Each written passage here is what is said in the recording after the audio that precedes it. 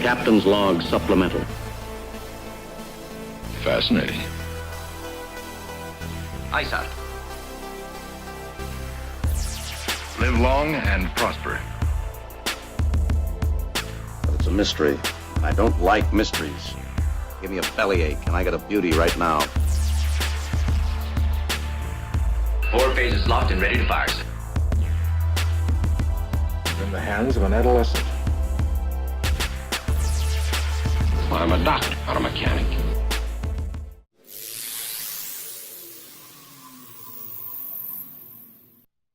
What? You just had this look on your face. You're like, I always have a look on my face. yeah, but this one it looked particularly like you're like, all right, here we go.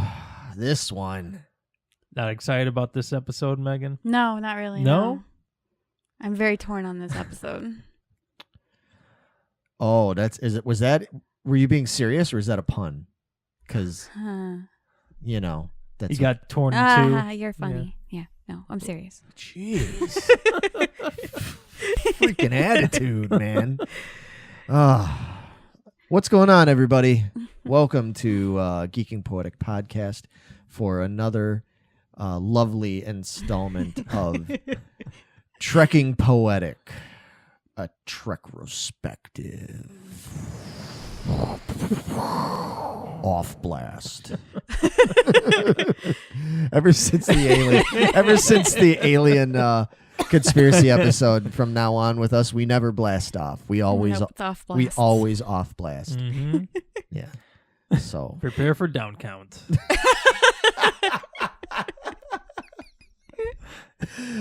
it's just so fitting for us. You know, we're gonna down count to the off blast.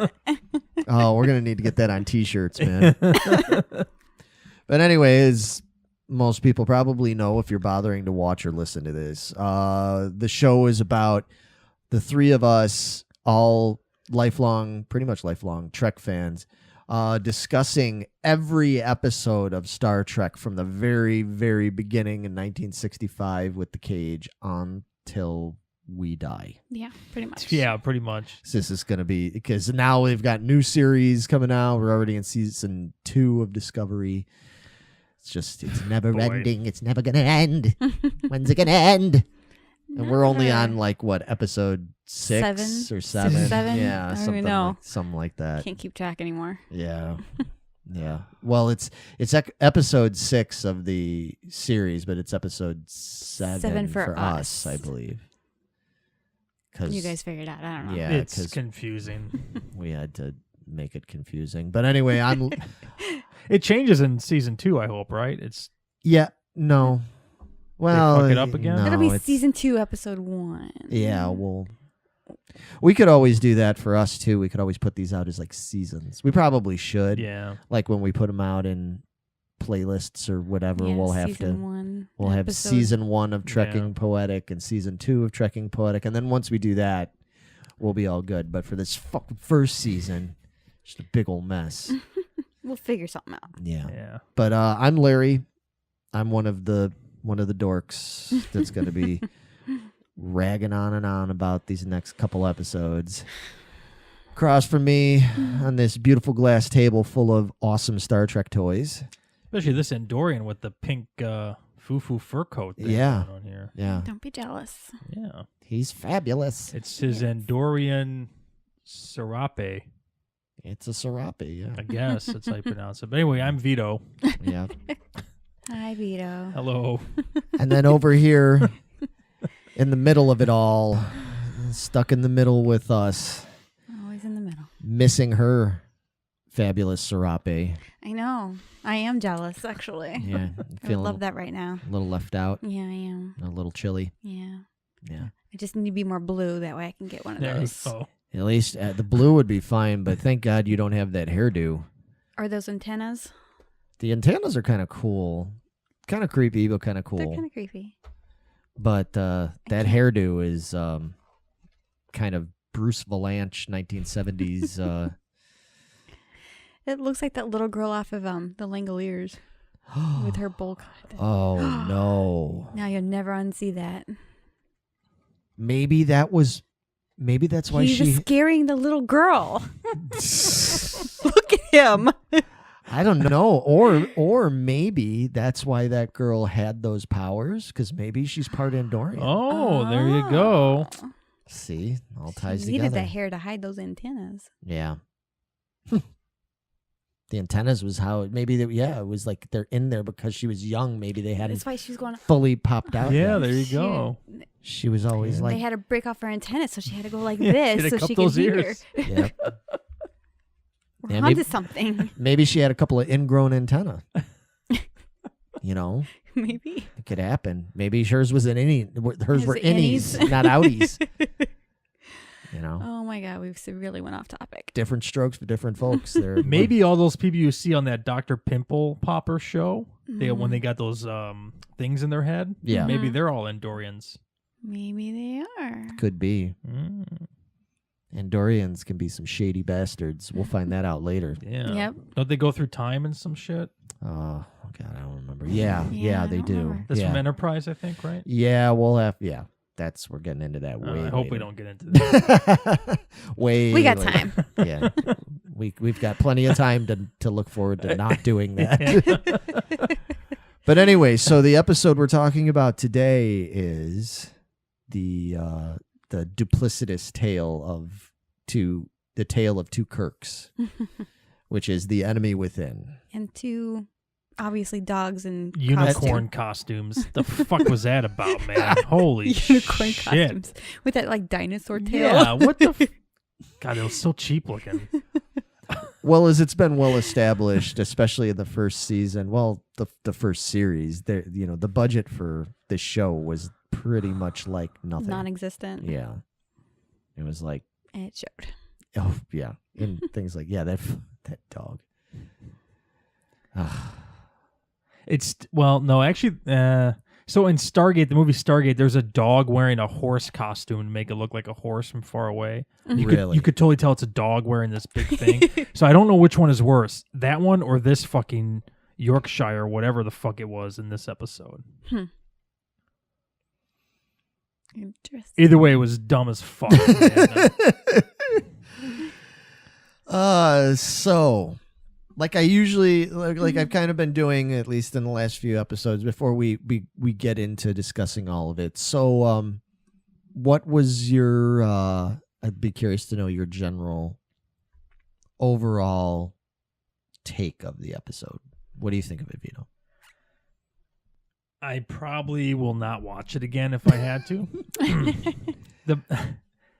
I'll just say the best part of this for sure was Sulu's bad jokes on the planet. That was by far the funniest part to me. The rest of it was pretty much garbage. Wow. Yeah. Don't Really? hold back, Vito. It's funny because a lot of people think this is like one of the best episodes. Really? Oh yeah. Just the plot alone, like some magnetic dust or like made the transporter malfunction. Yeah, I mean that's temperamental stuff. Yeah, I know, but I mean the thing is like think about all the shit and all the stuff they've gone through, all the different situations that they've beamed people up and down with and stuff, and that is like enough to make you literally split personalities. Like, And they only had one transporter room. They did back then. yeah, I was like, dude, this is so primitive. Like, what kind of technology do you guys have on this starship that you only have one transporter room? For fuck's sake. Well, they don't even have a holodeck either. Right. well, you know, It was early. I was just gonna say it's so fucking primitive. Look at these dinosaurs, these stupid dinosaurs, man. How am I supposed to buy into this? It's like 23rd century, my ass. Listen, man, I'm a kid that grew up with the next generation. So for Right. me, You this have is certain fucking, yeah. expectations. Yeah, man. I know, Vito. I feel you. Well, see, but if you end up watching the recentish, basically fan-made series Star Trek Continues, they get into some of that stuff where they show like Scotty and them developing the holodeck, and like it tries to bridge that gap I see. between. It's Yeah. pretty cool. It's just it's really well done. So anybody, if you haven't watched that yet, it's on YouTube. It's all free. to watch, and it's done on a low budget and everything, but It's done well. it's done well. The They stories took their are good. time and did it really well. Stories are real good. Yeah, that's the thing I like. I like the stories and stuff, So So back to the story anyway, we're at. getting back, you could say they're like, when are they going to talk about the enemy within? Well, what does that tell you, folks? So, what was your take, Meg? I mean, you definitely seem the least enthused. I'm torn, to be honest. It's a good episode. Kirk does great acting in it, but I don't know. I want to live. I want to live. I don't like the whole Rand That part was of it. disturbing. I don't like how like she got attacked and then like she had to face her attacker right off the bat. I get he's the captain and everything. I get it wasn't actually him, but she doesn't know that. She just traumatized by this person, and now you're gonna stick her in the room. It's like, but it wasn't me. Is that, really? I don't fucking know that. Yeah. So, that was just disturbing to me. Yeah. Personally. And then they just kind of let the ball drop on that. It's like, whatever. Boys will be boys. Oh. Don't they drop that line or something like close to it? At the end, Spock goes, what did he say? Like, he has some interesting characteristics, don't you think? And she kind of looks at him like, fuck you dickhole. Yeah. And I agree. And I have a note about that because Spock, for some reason in that scene, it looks like he has a lot of makeup on. Really? Yeah, to me, it looks like he's got a heavy eyeshadow, and he's got this Probably look when punched him. yeah, maybe he's got this look when he's talking to Rand, like, yeah, I guess he had some interesting qualities. So it almost looks like he had like a thing for the evil Kirk. That's how I gathered it, man. Go back and watch it again. He's got this weird look Yeah. on his face, like, ooh, that kind of turned me on. I thought that And was then all of a sexy. sudden, Sulu turns around and he's like, Oh, oh, my. my. Like, now you're talking my language, Mr. Spock. Because even when he says it, Rand's like, "Oh, okay. She's got this look like, what the Yeah, fuck she are doesn't you even respond to him. talking She about?" just glares at him and walks away. Like, okay, It's very odd, I'm man. leaving. Well, So, I mean- I'm torn. yeah. I do we want to get me into this rant already?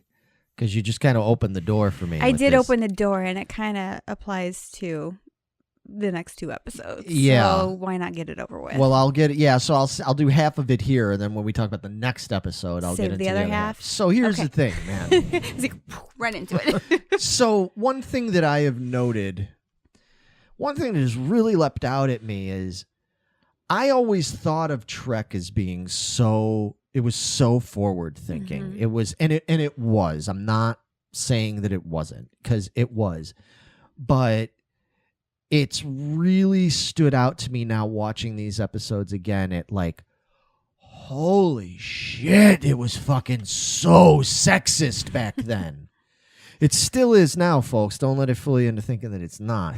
But unfortunately, but back then, holy cow. And to think that this was supposed to be progressive, But it was for the and time. it was for the time, but it's like at more and more like really pain. Because I guess the thing is before we started doing this, I never really analyzed these shows. I just Right. watched them. And so a lot of little things I just kind of not pay a lot of attention to, or I'd seen the episode so many times since I was a little kid, I didn't think about it. But now that I'm watching and reading up, and I'm like, holy fuck, this is some sexist shit.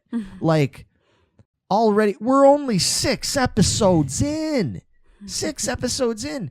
And it's just constantly about, like, women being terrorized, being almost raped, being made to feel stupid when they come to complain about that. Mhm. I mean, even the goddamn Cage, which is one of my favorites, Cage Okay. and Menagerie. The whole premise of it is about like, Pick a woman. pick from these 3 women, like it's just so like, it's fucking demeaning to women. Holy shit, man. Like, I mean, am I off base on this? Because I don't think I am. No, I don't think so. I see it too, yeah.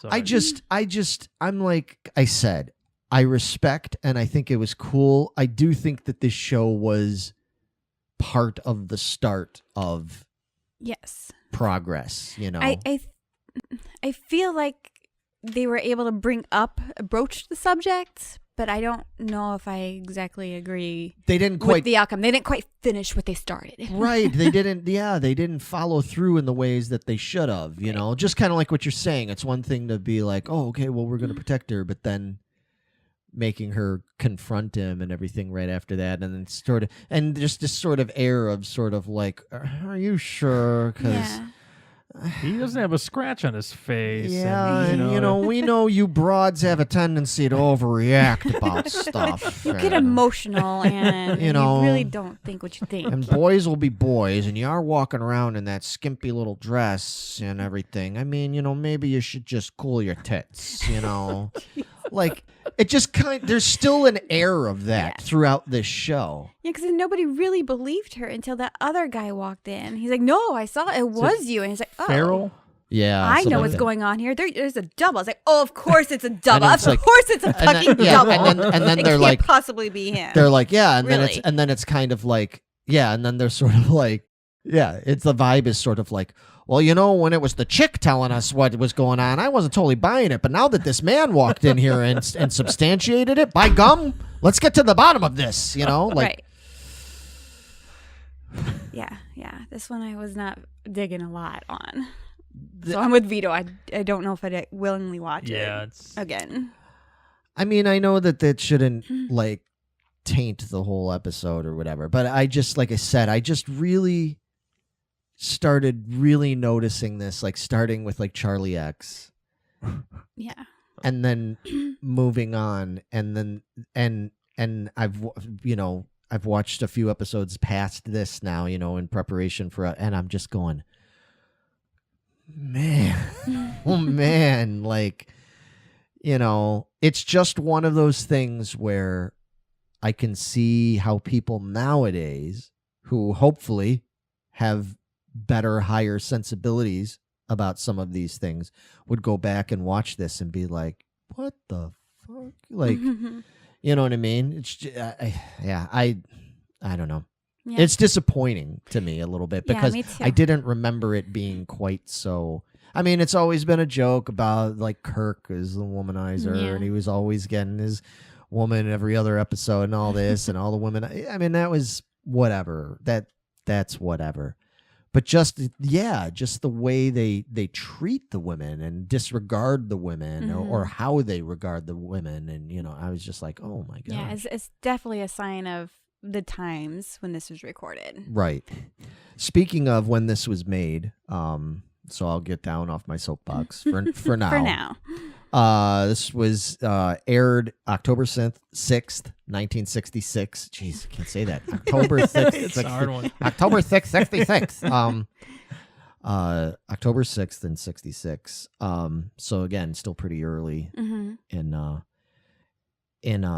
its era. But yeah, I mean, this was predating 67, which was, you know, 67 was a big sociological changing year, you know what I mean? Like in 67 was when you had the infamous Summer of Love and all that stuff, when like the whole hippie movement and psychedelic drugs and people starting to really younger people starting to make more of a political and social stand.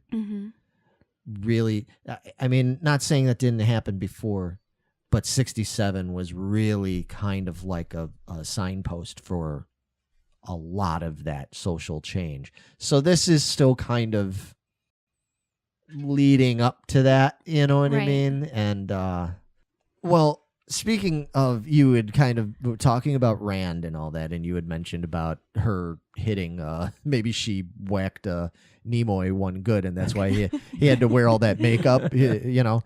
If she whacked anybody, they probably were deserving it, because rumor has it that she was having a hard time emoting in this episode at one point when she was supposed to be during her attack and everything, and she couldn't pull it off. So Shatner smacked her in the face. Well, an old James Dean on it. I mean, jeez. Like, wow. Like, it's not enough that we're going to terrorize your character. We're going to whack you one good in real life here. We'll get you to act. it's not an uncommon thing. Those kind of things have happened many, many times. It's to men and women and everything and stuff that to get that sort of reaction out of them. Now, what I don't know was it welcomed, or did he just fucking whack her one and she was like, "Holy shit!" Like, was it a surprise? Do you know? No, I didn't really say. Yeah. Yeah, I didn't find anything I that don't said. know. I would assume it had to be some kind of a surprise to get a genuine Can you imagine reaction from her. that? Seriously, can you imagine that? Like if we're doing a teaser and like Megan, you're just not performing correctly at this scene, so we're gonna have That to happens just a lot. smack you on the Yeah, 'cause nose. Smack the shit out of We're me. sitting there, and Megan's just like on the 28th take, and she's like, "Fuck, I can't get her right." And Vito just is like, turns around, and is like, "All right, hang on a minute, hang on a minute." And then Oh, I'm gonna try something in this next. hang on, Megan, we're gonna try something. It's like, ready? Are we rolling? And you'd be like, "Okay, Meg, say your line." I was like, and then Vito just reaches out. And, could you imagine? I don't even think you'd like. You would just be like, I'd be like, what the fuck, dude? "Yeah." I have like lunge at you and I don't know. I have a fucking Bite your ear foot off in or my something. balls for Yeah. sure, dude. Let's try it. Let's not. Let's not. It's not gonna end well for anybody. But yeah, so this whole episode is just really. This was not Yeoman Rand's No, not her finest episode. hour, you know. No. And the poor puppy dies. Yeah, I was so sad.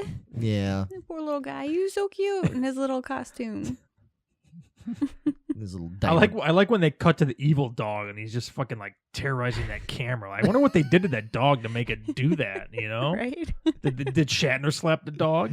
He's like, damn dog doesn't want to act for me, so I'm just gonna slap him one. And Wouldn't it be great if we found out that, you know, because a lot of actors like get into method acting, right? Mhm. So in this episode, Shatner had to embrace his full-on brutal evil side, right? You know, to do that.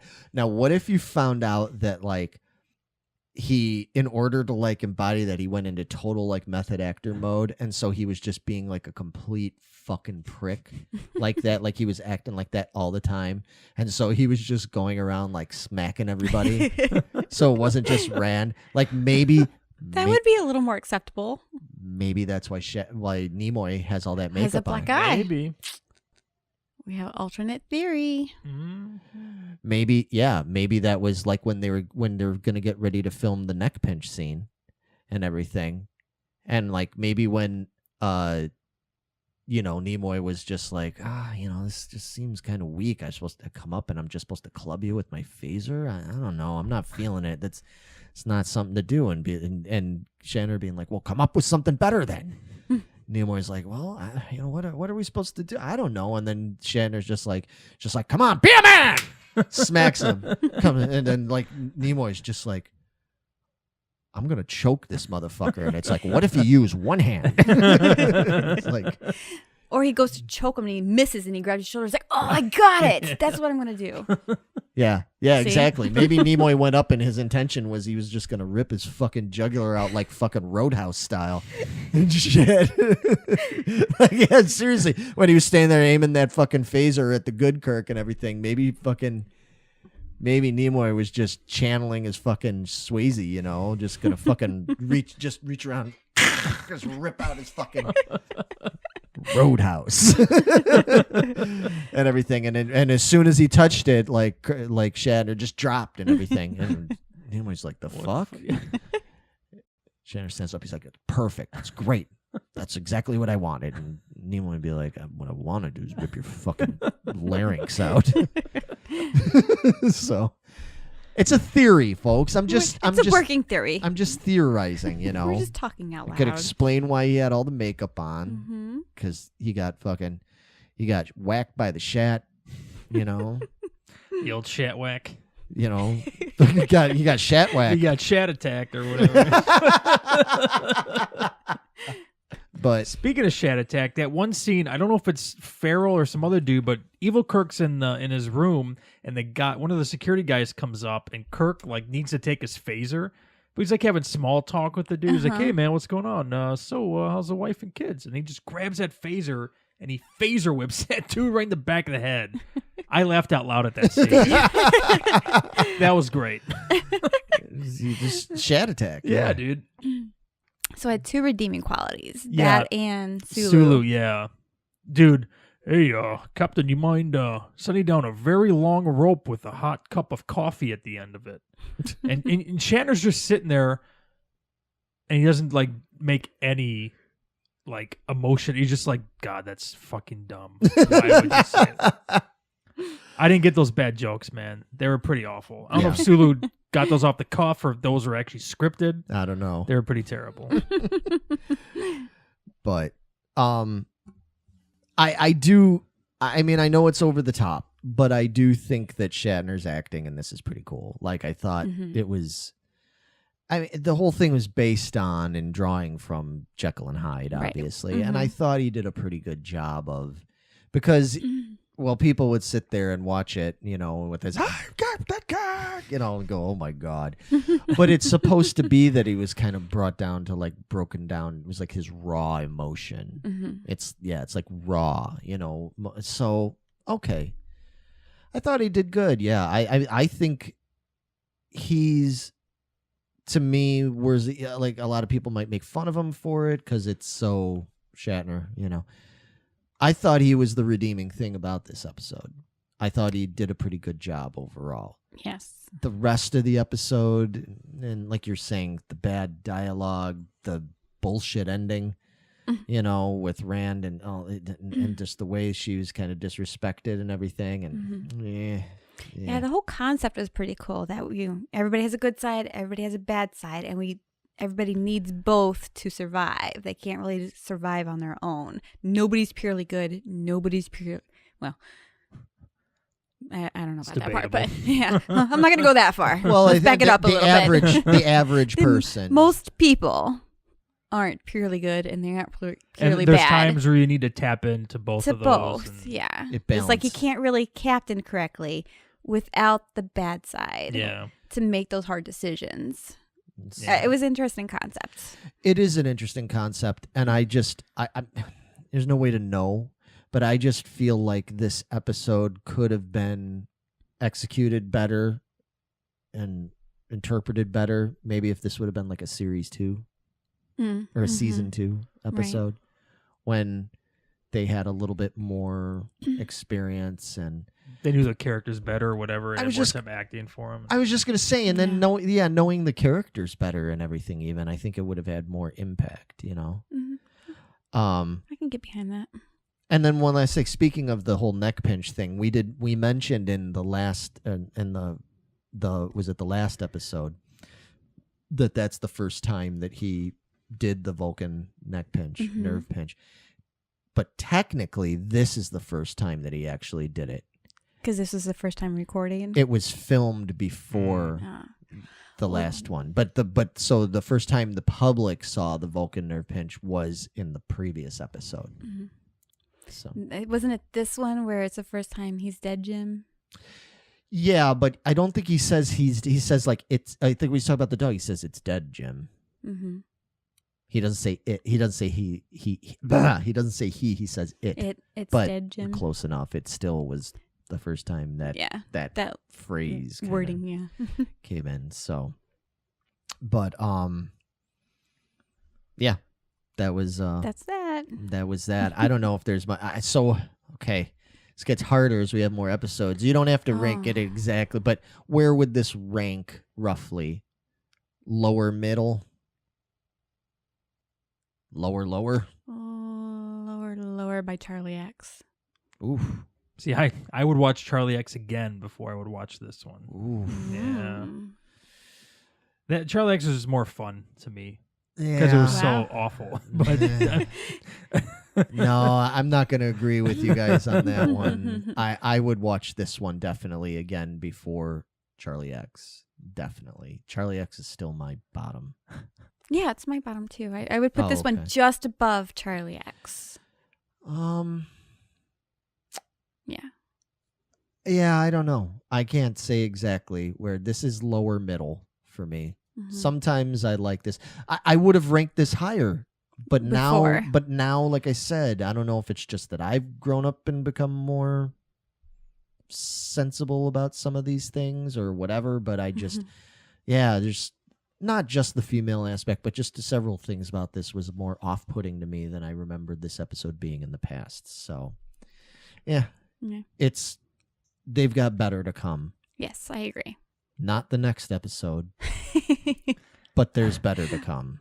But after that, maybe. Maybe, I hope so. For me there is. It's better. Still issues. Oh, still issues. Because right now I cannot wait until we get to Next Generation, man. You got a lot. We got trying. 2.5 more than 2.5 more. But you know what? But you know what? There's some good fucking episodes coming up in here, man. Just like a little ways away. We just got to get through these next few. Enterprise Incident, Tomorrow is Yesterday, Balance of Terror. There's some there Devil in the Dark even is a decent one. Like there's some good episodes coming up. Just all right. Hang in there. Just hang in there with us, man. Christ, we haven't even gotten to Arena and with the Gorn and Shore Leave and as I said, season 1. You know, everybody talks about season 3 and says that they were disappointed in season 3 of Original Trek and everything, and I understand why in some respects, but me personally, I think season 3 is more overall interesting than season 1. Yeah, I'm getting behind that right now. Yeah, season 1 is. Well, I think any season 1 of Star Trek is pretty lame so far. True. I mean, Next Gen, like there's a couple good episodes in season 1, but for the most part, they're kind of. It's a little weak. Yeah. Season 1 of Voyager is a little weak. Yeah, there's some weak ones in there too. Some. That's what. Yeah, well, that's Megan. I'm telling you, if you got past season 1, you'd be all about fucking Voyager. I'm telling you. It does. We'll find out, I guess. Yeah, in like 8 years. It gets 8 years. Thank God I got time. Right, that's true. All right, I think we've talked way long enough about an episode that we're not that thrilled about. So, Enemy Within, sayonara to you, and we'll be back soon with the next episode, which is Mud's Women. Oh boy. Oi. All right, so. We'll be back with that next week or whatever. So until then, we'll see you. Oh, wait. I'm getting better. Look at that. Yeah, you're getting there. Oh, A shit. right. A little bit. A little better. Yep. The old flippies. Yeah. Got the Oswald couple pots going on. I can just quit. What was even happening? You're just the Matt Foley. Is that what you're doing? It's going right. Yeah. It derailed. I'm sorry. All right. On that note, see you, everybody. See ya. Bye.